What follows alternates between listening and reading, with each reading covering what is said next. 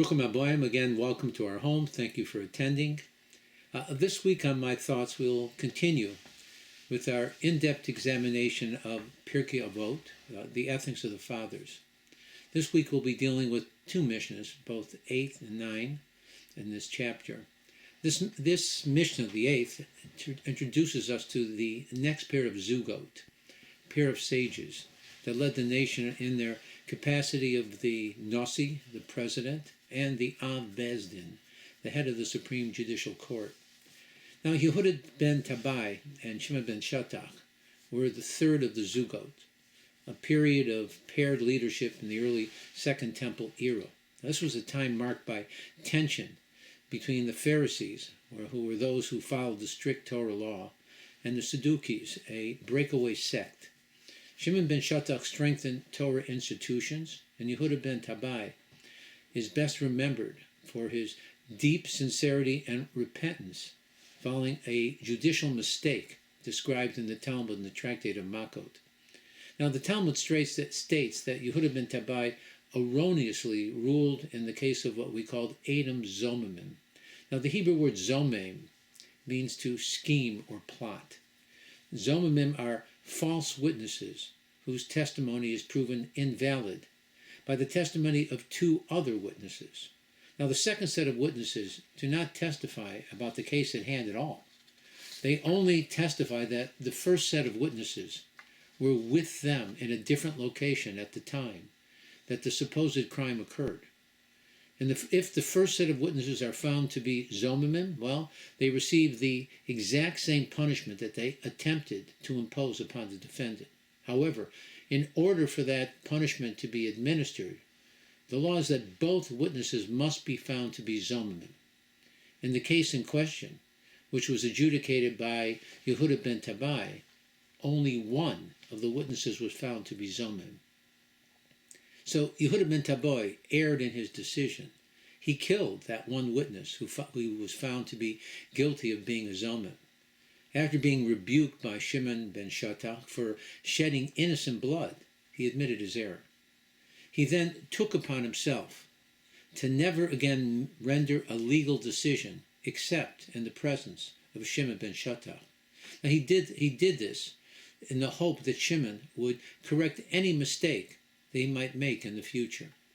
Then, for the rest of his life, amazing, he would prostrate himself at the grave of the witness whom he had erroneously executed to ask for forgiveness. His cries at this witness's grave were heard throughout all of the land of Israel. Now, Yehuda ben Tabai stated, when sitting as a judge, do not act as a lawyer, and when the parties to a lawsuit are standing before you, regard them both as wicked, in the wrong.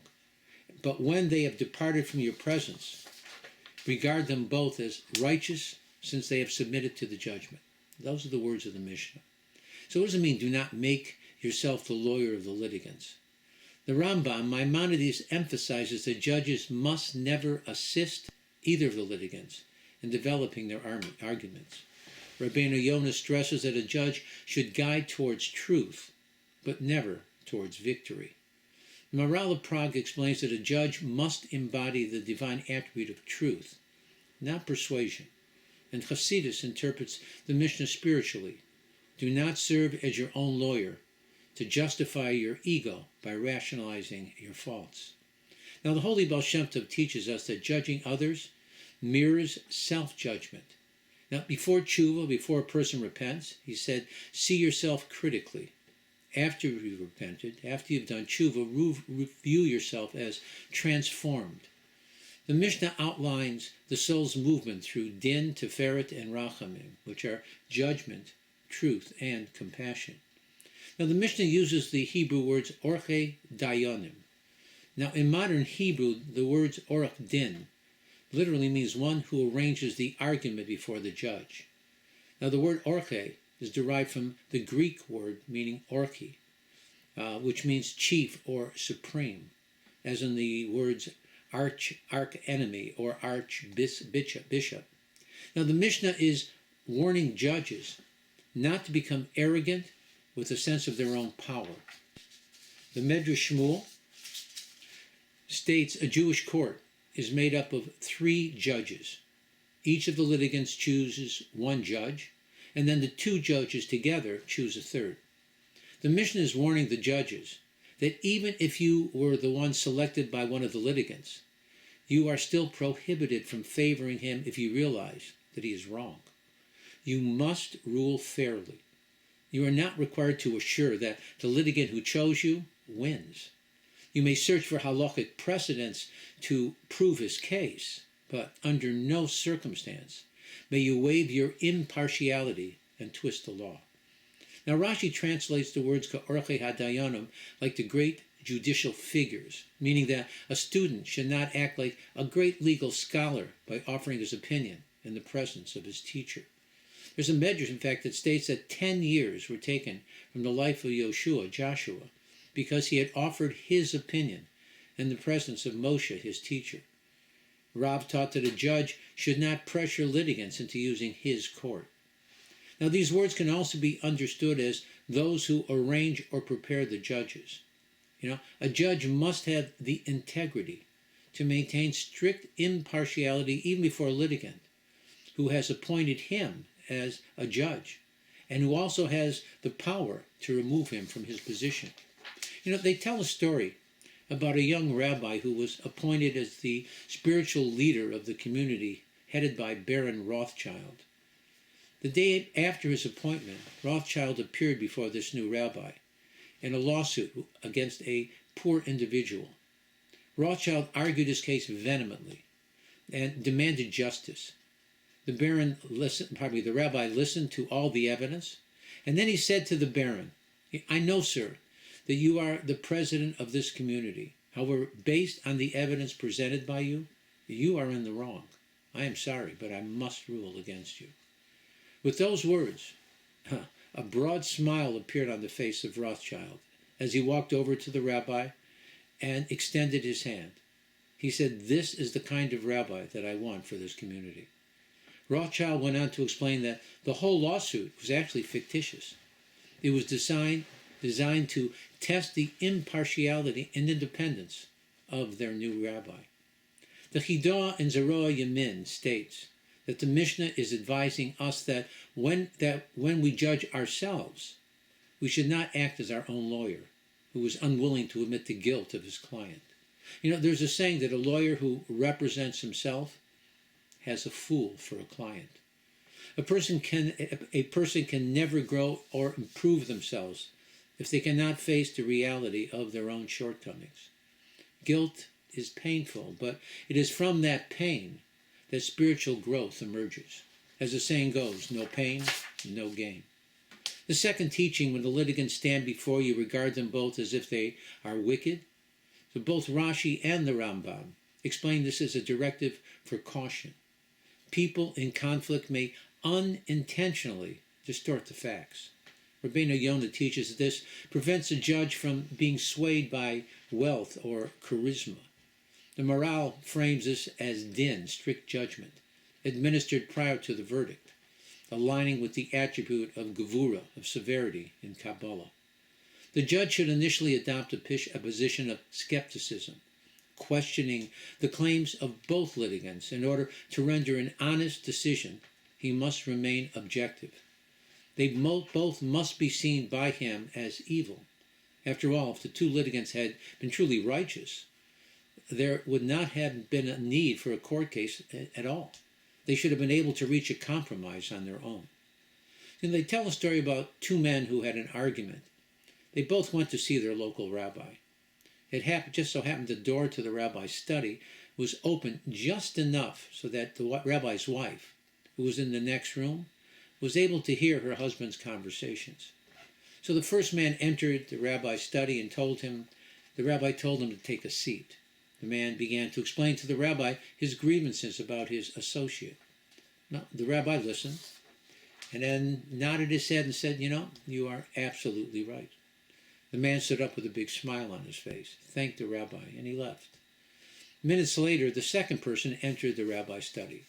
The rabbi told him to take a seat. Now, the man began to relate the grievances that he experienced with his colleague. Well, the rabbi nodded his head and said, "You are absolutely right." The The man stood up with a sense of contentment, thanked the rabbi, and he left. Well, the rabbi's wife, who was listening to the whole story, walked into the study, and she asked her husband, "How is it possible that both of these men are right?" Well, the rabbi stroked his beard, thought for a minute, and said to his wife, "You are also right. Trying to please everyone, in the end, pleases no one. Everyone, especially judges, must have the strength of character to follow the path that leads them to justice and truth. Peace is not an excuse for injustice." This is the reason that the first blessing in the Amidah, the standing prayer, ends with the words Magen Avram, the shield of Abraham. Why would Avraham Avinu need a shield? The answer and the question is, to protect him from what? He was the paradigm of kindness. The blessing is telling us that a person can be kind to a fault. A judge's position is to adjudicate truth which cannot be sacrificed for kindness. The Mishnah uses the term when the litigants are omdim lefanecha, standing before you. Regard them as wicked. The Mishnah is warning the judge to be skeptical and not to come to conclusions before all the evidence is presented. This is also good advice for us in our interpersonal interactions with people that we meet. Respect and suspect. Always stay awake at the wheel. These words can also be viewed as two litigants who, after the judgment has been rendered, stand up and they argue with one another or with the judges. Then the Mishnah continues, regard them as evil. The Mishnah concludes with the words, and when the case has been adjudicated, consider them both righteous, provided that they have accepted the judgment. Now the hope is that the only winner in a court case is true justice. If both parties accept the verdict, then both are considered righteous, since one has been vindicated and the other has promoted God and his Torah, truth.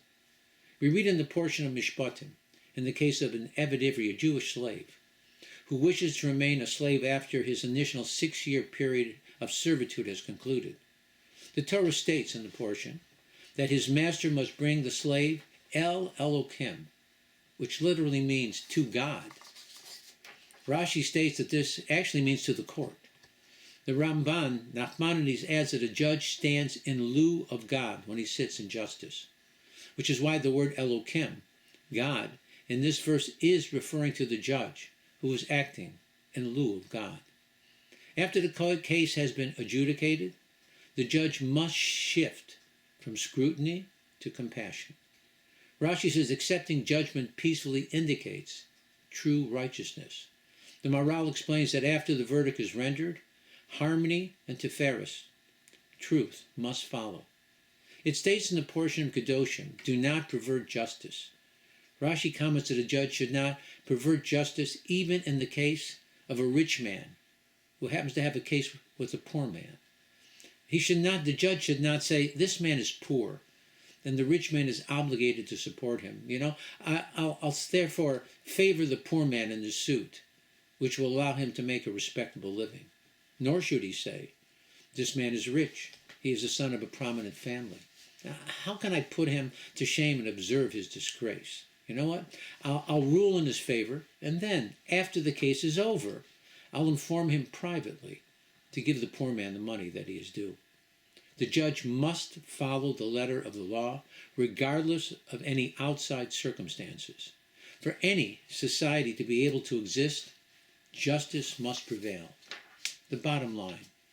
This Mishnah represents a complete judicial and spiritual blueprint.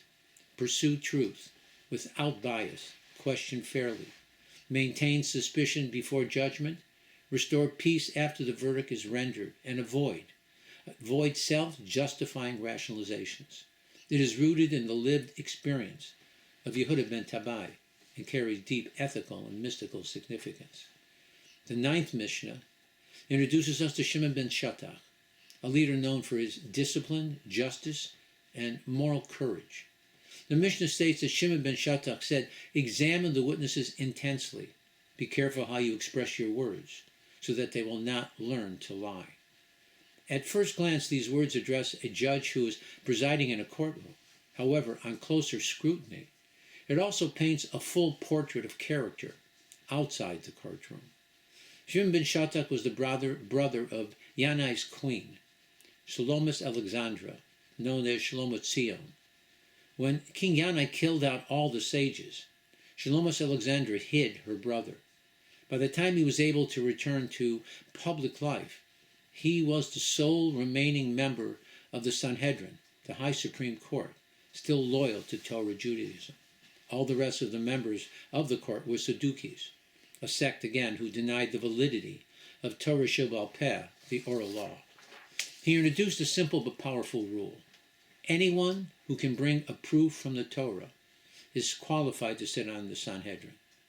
This rule quietly shifted the balance of power back to the Pharisees, and due to his wisdom and shrewdness, he was eventually able to oust all the Sadducees from their position as members of the Sanhedrin, the High Supreme Court. Among his many achievements were two major enactments. First, he instituted the Ksuba, the marriage contract, expanding the protection of married women. In addition, he established the first Jewish elementary schools, particularly for the benefit of children who were orphaned from their fathers at a young age, since these children typically had no one at home who could teach them Torah. He therefore felt that these schools were not a luxury, they were a necessity. This Mishnah begins with the words, "Examine the witnesses thoroughly." The story is related in the Talmud Yerushalmi in the tractate of Chagiga that Shimon ben Shattuck executed 80 witches in Ashkelon. The relatives and friends of these witches decided to take revenge for their death. They hired false witnesses who testified that Shimon's son had committed a capital offense. He was tried, found guilty, and was sentenced to die. When he was about to be executed, the witnesses actually confessed their testimony that it was false. Though Shimon exonerated his son told his father that the verdict against him must stand even at the cost of his own life. The Talmud in the Tractate of Sanhedrin states that after a witness has testified, he is not permitted to retract his testimony. His son was concerned that people would suspect that the sages showed favoritism to him by allowing the witnesses to change their testimony. This was something that would have weakened the efforts that his father had made in strengthening these laws of the Torah. Due to this tragedy, Shimon ben Shattuck encouraged the judges to be more careful when they examined the witnesses. He felt that had his Bezdin been more thorough in their examination of the witnesses who testified against his son, well, in that case they would have found them to be false and his son would not have been executed. Shimon ben Shattuck lived at a time when political power and moral pressure threatened the integrity of the courts. His instruction to examine witnesses is not only about catching falsehood, it's about protecting truth when truth is fragile. According to our sages, intense cross-examination guards the public from corruption. It forces judges to slow down and to think rather than accept surfaced appearances. This reveals his first quality. He did not confuse kindness with softness. Real kindness requires steady judgment and courage to face facts even when they are uncomfortable. The truth always remains the truth. His second teaching, "Be careful with your words," speaks about restraint. Good judges shape the moral tone of those who stand before them. If a judge hints at an expected answer, even by mistake, he becomes the source of a lie that follows. The commentaries note that the responsibility increases with influence. Shimon sees leadership as a force that bends reality. Once a leader speaks carelessly, well, the people around him may twist their own behavior to match his. Here he demonstrates his humility. He knows that authority can cause harm, even when one's intentions are pure. Shimon teaches that justice is not only a public act, it is an inner refinement. A judge must guard his speech because every word that he utters shapes unseen patterns of the world. If he speaks with care, the spiritual atmosphere that surrounds him becomes clear and honest. If he speaks carelessly, he plants distortion and lies. Shimon's words to the court are also pertinent to us on a personal level. Do not accept your first thoughts at face value. Test them. Ask yourself, where do they come from? Be honest with the stories that you tell yourself.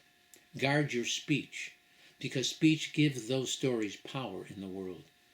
Kabbalistic sources explain that examine the witnesses can also mean to examine your inner voices that testify about who you are. Some voices exaggerate, some minimize, some want comfort more than they want truth. Shimon ben Shattuck stands as a figure of moral clarity. His qualities are firmness, humility, responsible leadership, and inner awareness. He understands that truth requires guardians. He understands that speech shapes reality. He understands that justice begins within the judge, even before he enters the courtroom. His message still rings true today. When you handle truth with care, truth becomes stronger. When you handle your words with care, you make the whole world clearer and more refined. Bottom line, don't act as a lawyer for your own arguments. Look at people kindly and give them the benefit of the doubt. Judge others with generosity, stay fair, and do not let your ego tilt your judgment. Protect truth by testing witnesses with forethought, and protect people by speaking with forethought. Strong judgment and disciplined speech keeps justice pristine and creates a world where justice can prevail. I hope that you found this lecture interesting and informative. May God bless you with the strength and wisdom to follow the advice of the sages. Next week, God willing, we'll continue with the 10th Mishnah in this chapter. Again, let us all continue to pray for a swift and complete victorious end of the war in the Middle East with the total annihilation of Iran and all of her proxies. Let us celebrate the return of all the hostages. May God Almighty cure the sick and injured, comfort all the mourners, and return home all the brave IDF soldiers led by Mashiach Tzidkenu, quickly and in our time. Again, let me thank you for attending. I hope you found the lecture informative and interesting. Again, please make sure that if you haven't, subscribe, push the like button. By all means, share with your friends. It's amazing. People think that Torah is kind of dry. It's amazing how exciting it can be when you really dig into it and look at what's there, the wisdom of God and the sages that we. Again, Shabbat Shalom. God should bless you with health and with wealth, success, and only joy. Shabbat Shalom.